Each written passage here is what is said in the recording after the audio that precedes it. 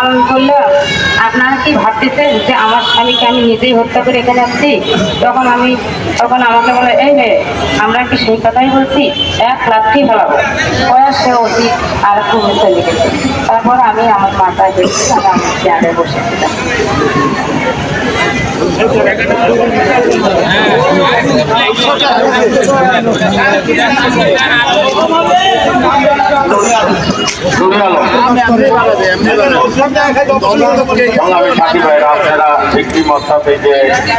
অমিতাভ চন্দ্র সুজনের স্ত্রী, সে সময় এখন জানতে পারলাম সে সময় আমি লাশসাবার থানায় গিয়েছে।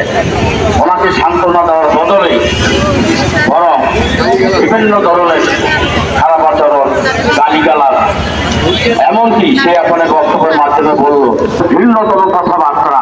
আমরা এই মানববন্ধনে এই উচিত আমরা সঙ্গে সঙ্গে স্থান রিলিজ চাচ্ছি এবং দৃষ্টান্ত মিললে তারও আইনগত ব্যবস্থা গ্রহণের আমরা জানাচ্ছি পুলিশ সুপারের কাছে।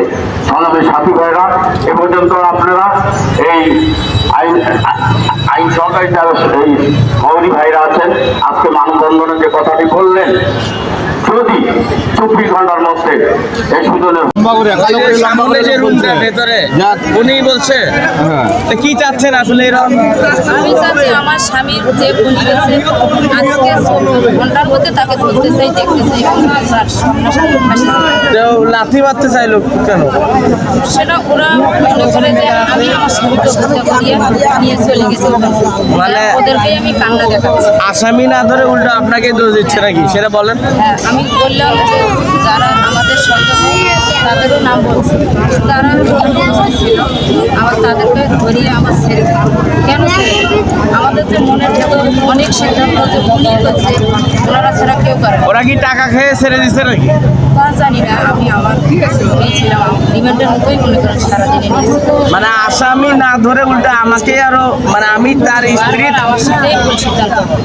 কালকেও এরকম বাসায় যাওয়া যে কালকেও নাকি কাজিয়ে ছিল, শুক্রবারে নাকি 3টে ছেলে মোটরসাইকেল লাগছিল, কাজিয়ে বাসায় থেকে